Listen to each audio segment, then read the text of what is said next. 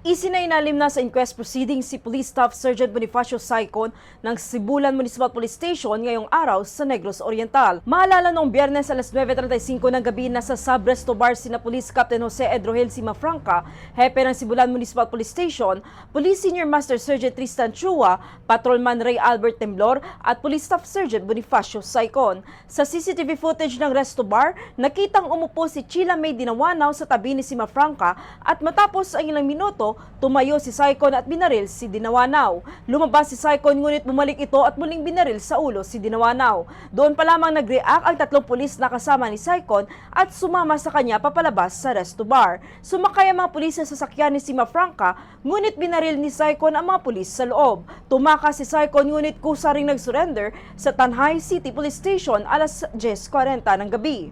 Ayon kay Negros Oriental Police Provincial Office Spokesperson Police Captain Stephen Polinar, isinailalim na sa inquest proceedings si Saicon sa Provincial Prosecutor's Office sa Barangay Piapi, Dumaguete City. Ayon dito sa inisyal, multiple murder ang kaso na isasampa laban kay Saicon. Isinailalim rin sa drug test, paraffin test at iba pang test si Saicon. Samantalang na-recover sa suspect na 9mm at 45 caliber pistol ay isinalim naman sa ballistic examination. The suspect is undergoing inquest proceedings right now to determine if meron bang probable cause sa ginawa.